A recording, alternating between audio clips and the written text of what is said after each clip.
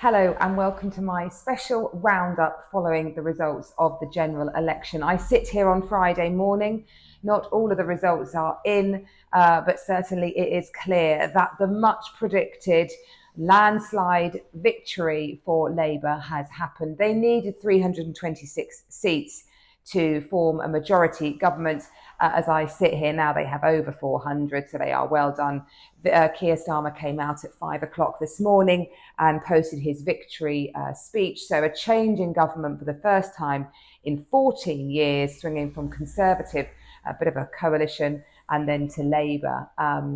And certainly what I have been predicting for a good few weeks now, anyone who watches my vlogs, I felt it was a foregone conclusion and has now just played out. And that's probably why it hasn't affected the property market too much, because most people have expected this to happen. And a lot of Labour's pledges regarding housing were not wildly disruptive or causing any issues. So the victory was predicted. People cracked on with their housing purchases. But what will it mean? What are Labour looking to address within their manifesto for the housing market? Well, in my mind, there's kind of four key things that they have said they're going to do, which I think will affect the housing market. Planning and new building of new homes, renters, they are all about giving more protection to tenants, the central prime market for non-domicile peoples, and VAT on school fees. So let's unpick those four things, shall we, a little bit. Well, one of the big things of Labour's manifesto was this pledge to build 1.5 million houses over the next 5 years. That's 300,000 a year. That is an ambitious target.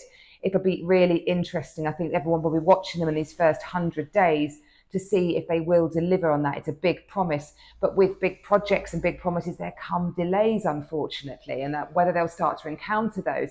They want to deliver 90,000 social housing units a year. And how do they look to really speed up all this development? Well, they've been looking a lot at what they call grey belt sites, which are kind of not so nice parts of green belt that really should be classed more as brown belt. So they feel they should be built on more easier. They want to speed up the planning process. They want to make compulsory purchase orders much quicker and streamline funding, especially from the private sector.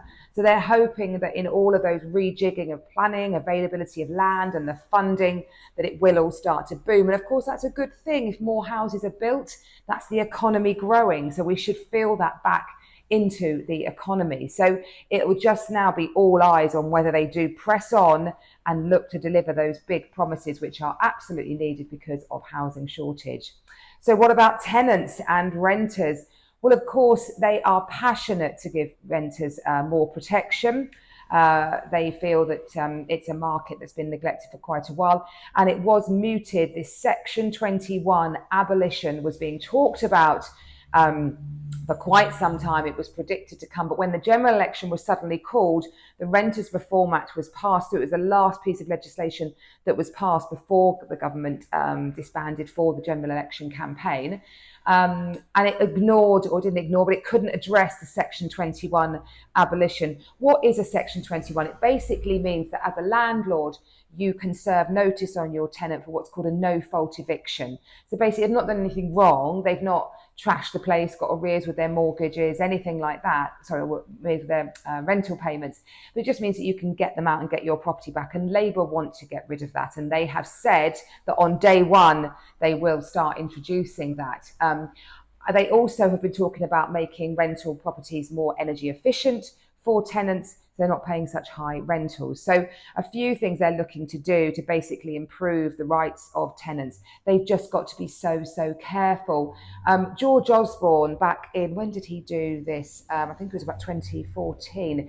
Anyway, he abolished what was called the Section 24, which meant that landlords could offset the cost of their mortgage against their rental payments. And he actually served a bit of a blow to the rental market, because what happened was a lot of landlords started exiting the market.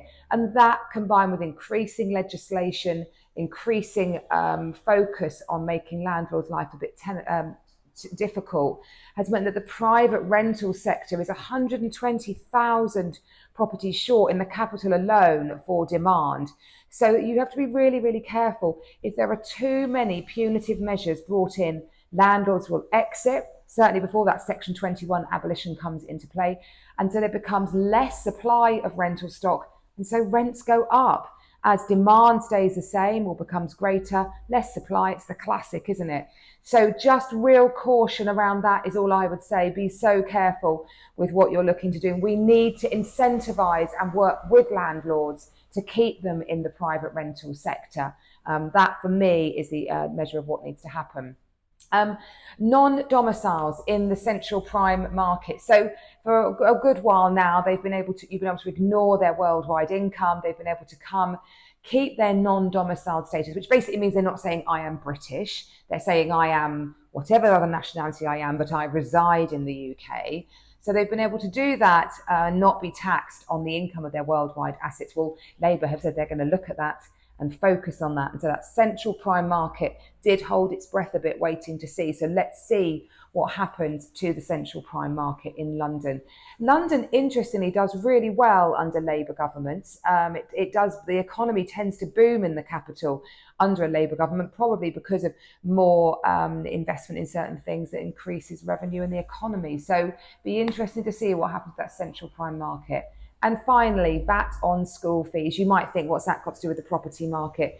But of course, if you live in the catchment of a great school, property values are generally about 20% higher than in the catchment for a bad school. And we sit here in Tunbridge Wells where we have this grammar school system, which often means that people will invest in the private school element to try and bank their children that grammar school place. I think that grammar school place will become even more important, because a 20% levy on a secondary private education fee will be hefty. There's no doubt about it.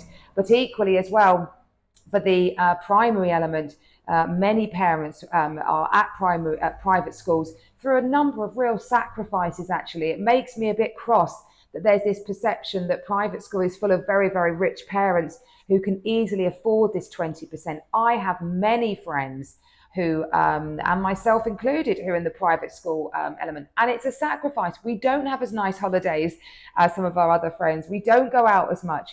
You do it because it's been a conscious decision of what you want to do. And that 20% VAT increase, I think, will affect many, many households.